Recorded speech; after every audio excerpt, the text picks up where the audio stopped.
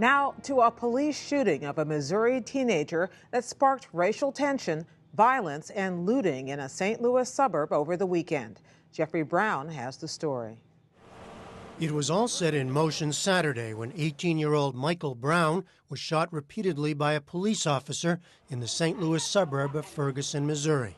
Brown was unarmed and witnesses maintained he was an innocent victim. He was running and then he turned around and put his arms up.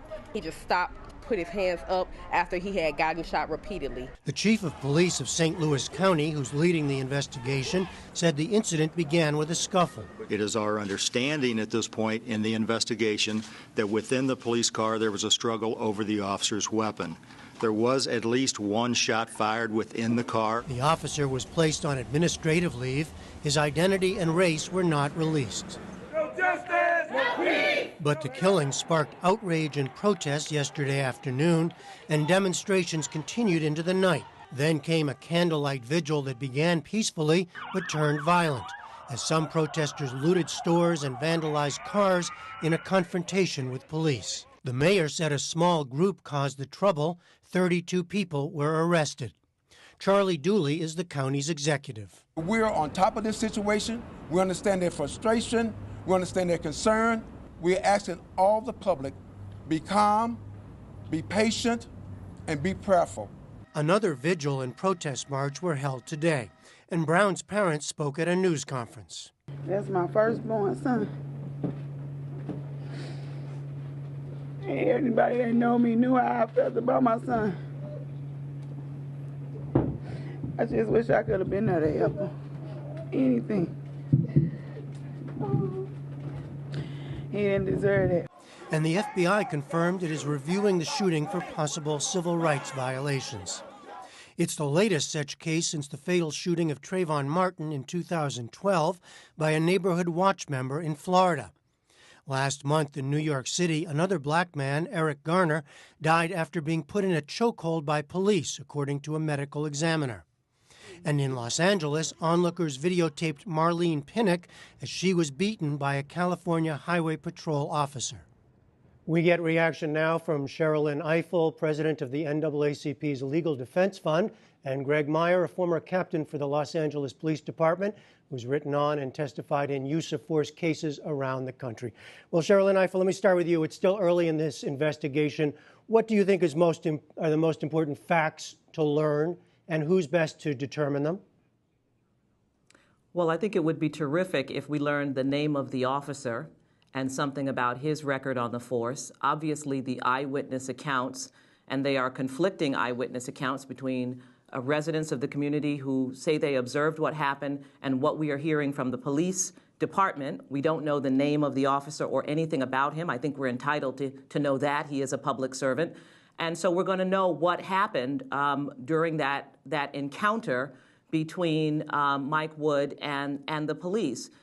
Frankly, the account that we've heard about this struggle for the gun is all too familiar and frankly raises a lot of questions. And so we need an investigation to happen. I'm pleased that the FBI has joined. They've not taken over. It's a concurrent investigation.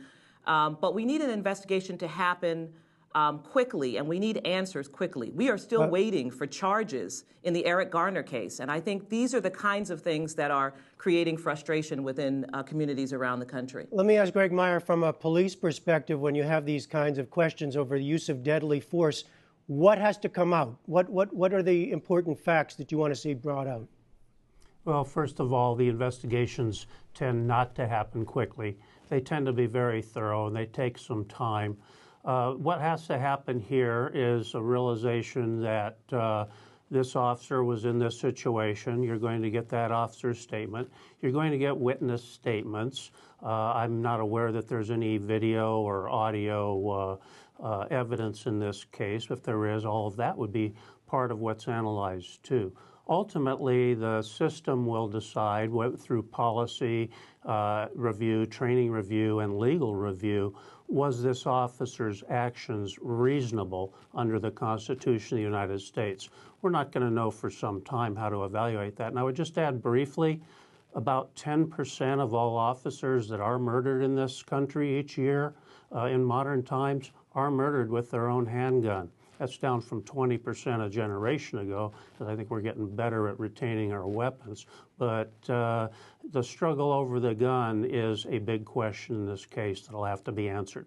Well, Cheryl Lynn Eiffel, you can respond to that, and I want you to pick up on where you ended and what we saw the strong response in the community and nationwide. Tell us where that's coming from.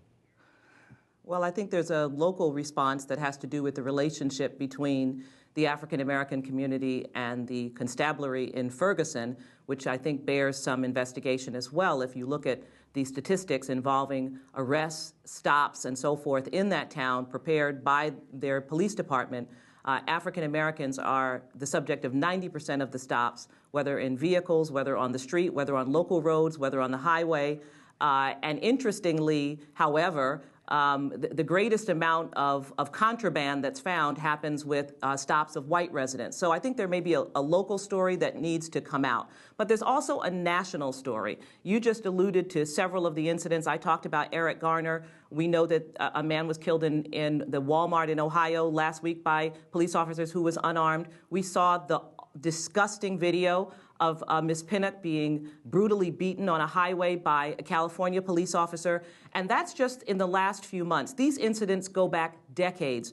We could rattle off names and use up the entire news hour doing so of cases of police-involved attacks, shootings, assaults on unarmed African Americans. And so I think the larger issue is about the way in which the police force in cities all over this country engage with unarmed, nonviolent African Americans. The perception of criminality when African Americans are seen, and the often violent and disproportionately violent response of police officers who are trained and should be trained public servants, trained in diffusing situations. The gun should be the last resort, and too often we see it as the first resort. Well, let me ask Greg Meyer, do you sense that police forces around the country see cases like this as part of a systemic problem, and to what extent are they responding to it and retraining to respond?